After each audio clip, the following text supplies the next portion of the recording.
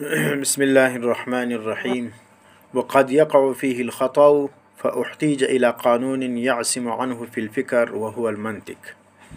یہ متن ہے، اس کے بعد ہم اس کا شرح بھی پڑھیں گے۔ سب سے پہلے آپ اس متن کا ترجمہ دیکھ لیجئے۔ وقد يقع فيه الخطأ، اور کبھی اس میں غلطی واقع ہو جاتی ہے۔ فاحتیج إلى قانون، ضرورت ہوئی ایسے قانون کی، یعصم عنہ فی الفکر، جو اس سے بچائے فکر میں، وہو المنطق، اور وہ کیا ہے؟ منطق ہے۔ اب آپ اس کی شرح کو دیکھ لیجئے۔ قولہ فیہ الخطأ، یعنی مصنف کا ایک قول کہ فکر میں خطا واقع ہو جاتی ہے۔ بدلیل، اس کا دلیل کیا ہے؟ اب مصنف اس کا دلیل ذکر کر رہا ہے کہ فکر میں خطا ہو جاتی ہے۔ اس کی دلیل یہ ہے کہ ان الفکر قد ينتهي الى نتیجة،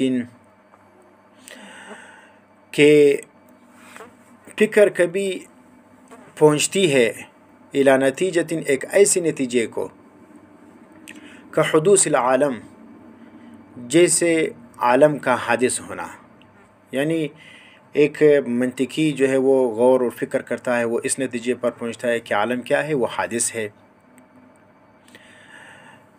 وقد ينتهي الى نقیضها، اور کبھی منطقی جو ہے وہ غور و فکر کرتا ہے، وہ حدوث عالم کے نقیض کو پہنچتا ہے۔ یعنی اس نے جو نتیجہ پہلے منطقی نے نکالا تو اس نتیجے کے نقیض کو پہنچتا ہے۔ یعنی وہ کیا نتیجہ ہے؟ قدم عالم ہے، قدم العالم، جیسے عالم کا قدیم ہونا۔ تو ایک منطقی جو ہے وہ دلیل کی بنیاد پر اس نتیجے پر پہنچا کہ عالم کیا ہے؟ وہ حادث ہے، اور دوسرا جو ہے وہ اس نتیجے پر پہنچا کہ عالم کیا ہے؟ قدیم ہے۔ فأحد الفکرین خطأ، تو اب ان دو فکروں میں سے ایک جو ہے وہ ضرور بضرور کیا ہے؟ وہ خطا ہے۔ حینئذ، اس وقت، لا محالۃ، مانا ضرور بضرور۔ وإلا، اگر یہ غلط نہ ہو، دونوں صحیح ہو، لازم اجتماع النقیضین، تو پھر کیا ہوگا؟ اجتماع نقیضین لازم ہوگا۔ فلا بد من قاعدۃ کلیۃ، پس ضروری ہے ایک قاعدہ کلیہ کا، لو روعیت، اگر اس کی رعایت کی جائے، لم یقع فیہ الخطأ، تو اس میں غلطی واقع نہ ہوگی، فی الفکر، فکر میں، وہی المنطق، اور وہ کیا ہے؟ منطق ہے۔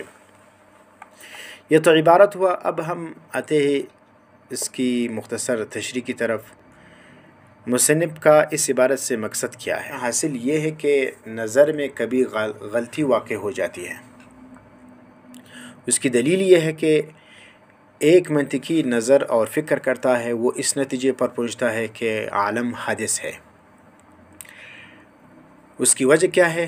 اس لیے کہ عالم متغیر ہے، اور ہر متغیر جو ہے وہ حادث ہے۔ تو اس کا نتیجہ کیا نکلا؟ کہ عالم حادث ہے، کیونکہ صغرا و کبرا جب ہم ملاتے ہیں تو اس سے حد اوسط کو گرا دیتے ہیں۔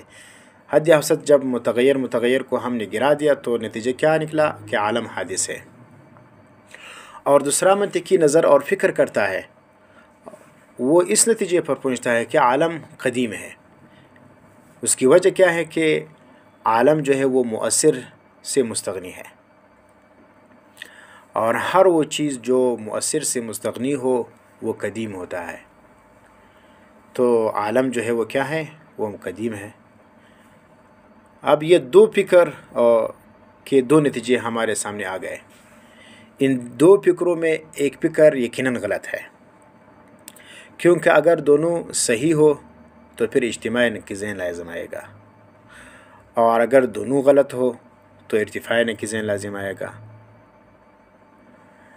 تو اب کیا ہوگا؟ اس طرح تو نہیں ہو سکتا کہ عالم حادث بھی ہو اور قدیم بھی ہو۔ اس طرح بھی نہیں ہو سکتا کہ عالم جو ہے وہ نہ قدیم ہو نہ حادث ہو۔